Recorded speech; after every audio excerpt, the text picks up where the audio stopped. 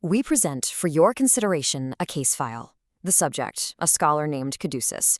What you're about to see is a meticulous documentation of his descent, recorded for our analysis.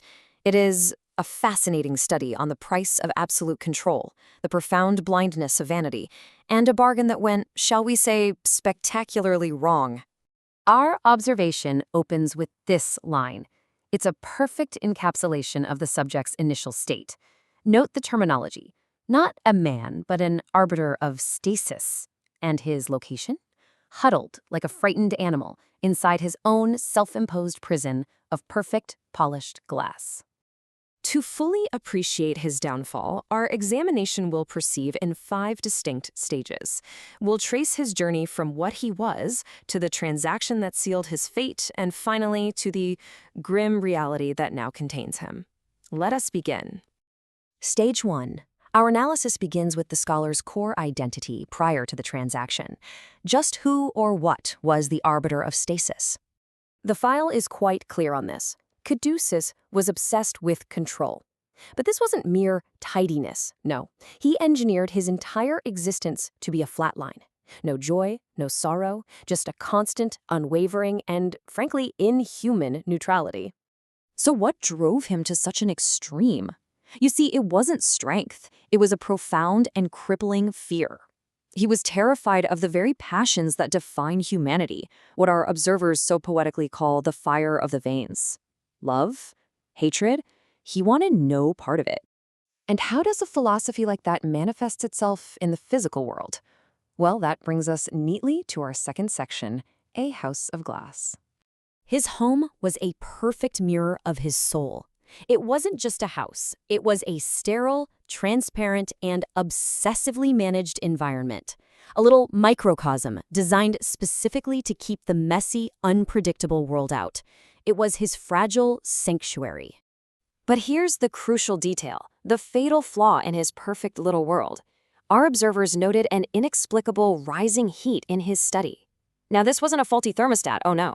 It was a physical symptom of the very chaos he tried to suppress, a deep, unconscious attachment to the fires of hell, seeping right through the cracks of his facade. This internal contradiction, it pushed him toward a fateful decision.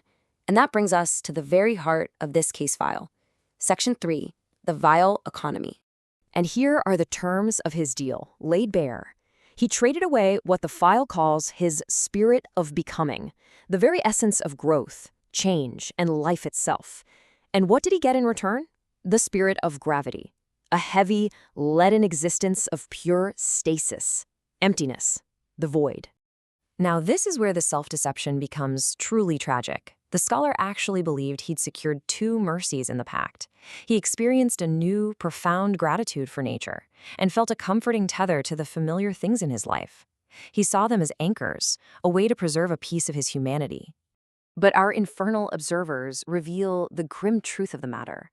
In the cold calculus of the vile economy, these were not gifts. They were the very ink used to sign his promissory note. The things he sought to save were, in fact, the collateral that sealed his own damnation. His vanity, you see, was his undoing. He walked into this trap thinking he was achieving some higher form of freedom. As the report so chillingly states, he mistook the leash of his own ambition for a golden chain, utterly blind to his own enslavement. So, what was the result of this transaction? The case file now shifts its focus to the aftermath. Section 4, a specimen in a jar. And the irony is exquisite. The man who spent his life curating a tiny, controlled world now finds himself in an infinite, chaotic abyss. The ultimate observer has become the ultimate object of observation, nothing more than a specimen in a jar. His entire life's work, all his carefully constructed intellectual authority, it's all revealed to be completely meaningless.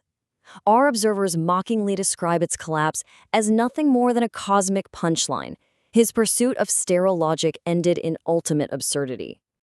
And what about those familiar things he tried to tether himself to? The report calls their final state the Tribunal of Ash. Everything he once valued transformed into a monument of his failure, a pile of meaningless dust, silently judging his choices. So what was ultimately harvested from him in this vile economy? Well, the very qualities he valued most in himself: his intellect, his vanity, and his pride, all stripped away and collected as trophies by his new keepers. All of which brings us to the final, terrifying section of the report, a description of the scholar's current and seemingly eternal state. The observer's notes become quite stark here. The time for control and observation is over. The scholar's perfect glass house is shattered, and the final reckoning is about to begin.